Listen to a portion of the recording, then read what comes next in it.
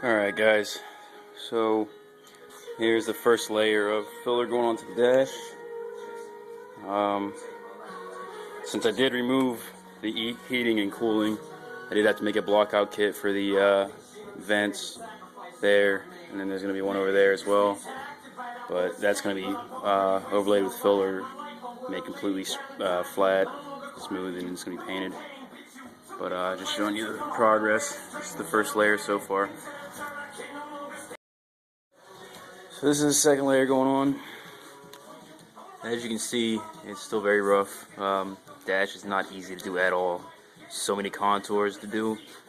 This is what takes so long, but I'm just showing you guys progression right now. And you can see the block out that I had to do for the air vent, which is still in works. It's still very rough. But yeah, that's progression so far. So here's the third layer going on, sanded down. So the shape's, it's starting to take shape a little bit.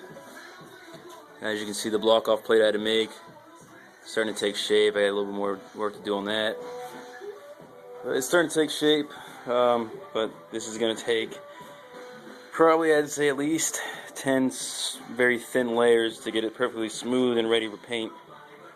So this is just the third one.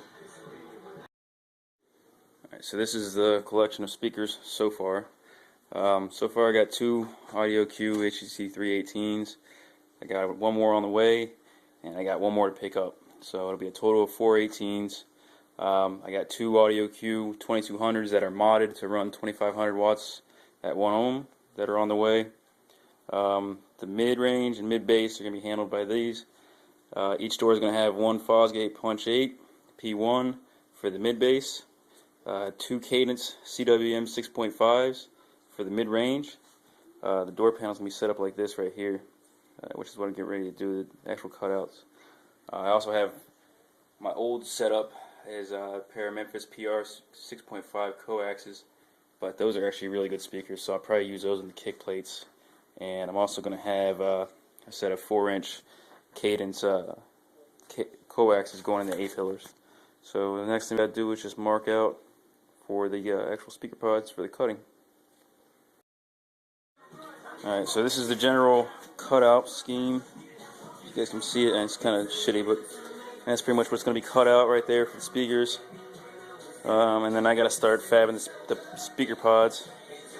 Once again, it's 8 right there, 2 6.5s, probably 2 tweeters right up here, and then the 2 crossovers that go right back there.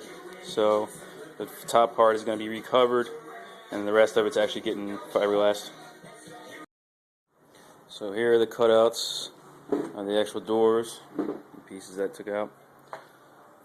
So these are going to be pretty much standard door pods. MDF back plate with MDF rings. These are actually going to be sunk rings, so they're actually going to be flush mount. And then just the entire thing fiberglassed. So that's what's coming up. Alright, just so you guys can get an idea, here's what the speaker setups are going to look like. With the cutouts and everything. I still got to go pick up MDF and start working on the pods themselves, but this is just a sneak peek. So you got the P1 8-inch mid-bass, 2 tweeters, 2 Cadence CWM 6.5s, and 2 crossovers on each door. And just on a side note too, I just wanted to show you guys, this is all the wiring that's going to be going in. It's kind of hard to see right now, but this is actually industrial double-aught gauge, so it's some pretty thick shit.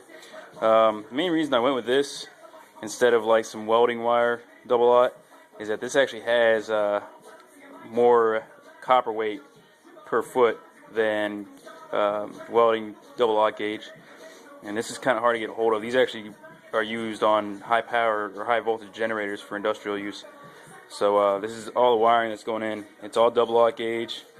I got regular 4 gauge, which is industrial 4 gauge, which will also be used for certain things like my my mids amps probably be running 4 gauge, but for the 2200s, the batteries, the high put alternator, it's all going to be ran off that. Probably 3 runs at least of that from the alternator back. So I just want to show you guys that real quick too. So this will probably be the last update of the night. It's starting to get late. This is layer number 4. As you can see, it's starting to get there. The block-off plate's actually getting pretty smoothed out. Top of the dash itself is starting to get pretty smooth. Start doing the side of the dash a little bit. That's not as important because it's not actually, doesn't have a pleather look to it like the top of the dash did, so there's not going to be any grooves to fill. Another thing that you guys need to remember to do, if you're actually doing any type of filler work or anything on a vinyl dash, is you need to sand it down first, because if you do it just on straight vinyl, it's not going to have anything to grip to, and you're going to, first time you sand it, it's just going to ply right off. So just make sure you actually sand down the vinyl topping first a little bit before you apply it, just so it's kind of like the same thing as priming. You know, make sure you have something for it to actually stick to. But yeah, that's probably the last part of the night. So I'll update more tomorrow.